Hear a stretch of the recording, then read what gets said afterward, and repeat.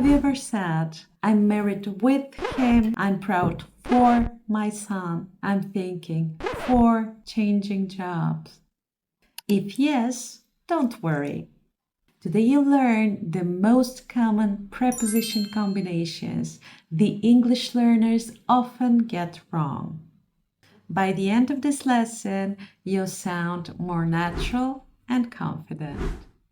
Why are the prepositions so difficult?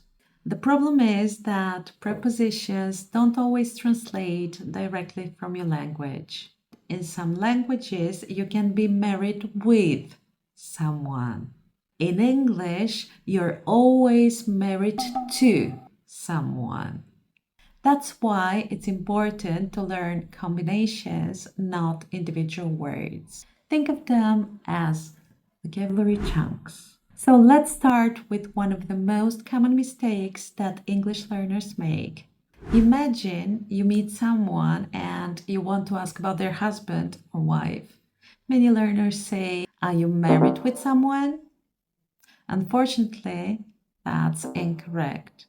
In English, we always say married to. For example, she's married to a doctor. My sister is married to an engineer. I've been married to my husband for 15 years.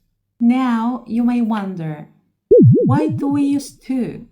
Well, honestly, there isn't a logical grammar rule here.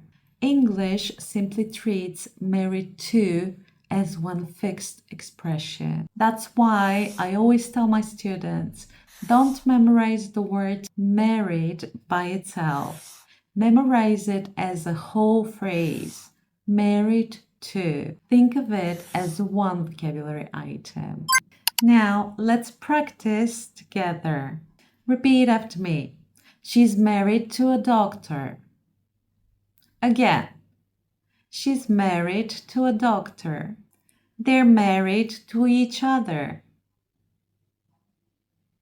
Excellent. Now let me ask you a question. Is your best friend married to someone? Try answering using the phrase married to. Let's continue with another very common combination.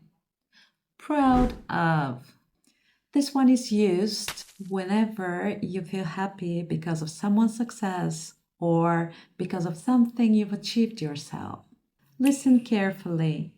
I'm proud of my students. That means my students have done something great and I'm happy for them. Here's another example. She's proud of her son. Maybe her son graduated from university. I'm proud of myself because I finally learned English prepositions. That's a sentence I hope you'll be able to say after today's lesson. Now, be careful. Many learners accidentally say, I'm proud for my son. That's not correct. It's always proud of. Let's say it together. I'm proud of my family. I'm proud of my progress. Wonderful. Now here's a question for you. What's one thing you're proud of? Pause the video and answer out loud. Next comes another expression you'll hear every single day. Interested in. Whenever you want to talk about your hobbies, your passions, or things you enjoy learning, this is the phrase you need. For example, I'm interested in history. She's interested in fashion. He's interested in learning Japanese. Notice something important.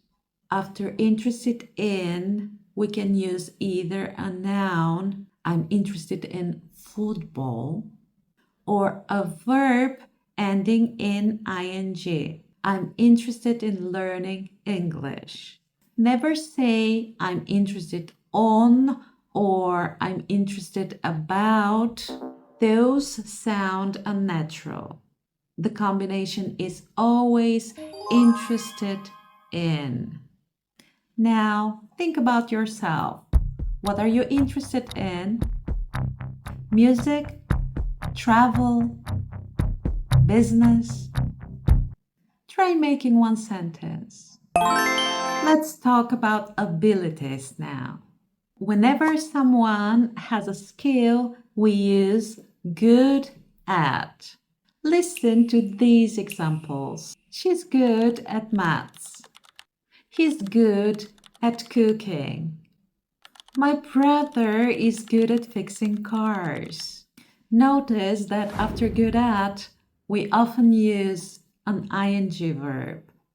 Good at drawing, good at swimming, good at speaking English. Many students confuse good at with good for. Just remember, skills, good at.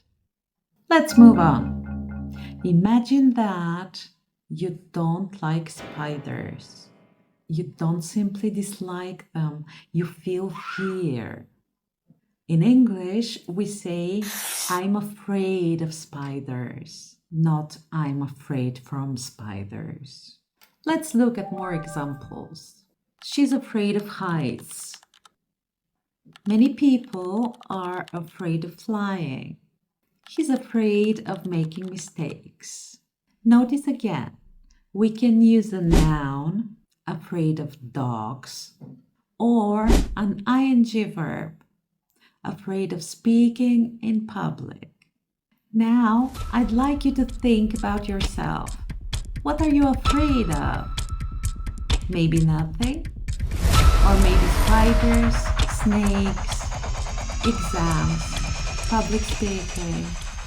Try answering using afraid of. Imagine someone asks you, why do people know Paris? You could answer, Paris is famous for the Eiffel Tower. Notice the preposition, famous for. Here are more examples. Italy is famous for pizza. He's famous for his book. She's famous for her beautiful voice. Whenever you're explaining the reason someone or something is well known, use famous for. Never famous of. Always famous for. This expression is especially useful at work. Imagine your manager asks, who's responsible for this project? That means who's in charge, who's taking care of it. Some other examples. She's responsible for the marketing department. Who's responsible for cleaning the kitchen? Parents are responsible for their children. Again, memorize it as one chunk. Responsible for. Our last combination today is similar to. Imagine two phones that look almost the same. You can say, this phone is similar to mine. Or, your accent is similar to your brother's. Or, this movie is similar to the last one. Notice that we never say similar with. The correct phrase is always similar to. Before you go, I'd love to hear from you. Leave a comment below using at least 3 expressions from today's lesson. I'll read as many comments as I can, and it's a great way to practice your English. If this lesson helped you, don't forget to give it a thumbs up, subscribe to the channel, and turn on the notification bell so you never miss a new lesson. This is only part 1 of our preposition series. In the next lesson, we'll learn the most common verb preposition combinations that native speakers use every day. So make sure you don't miss it. Thanks so much for watching. Keep on practicing, and I'll see you in the next lesson. Bye!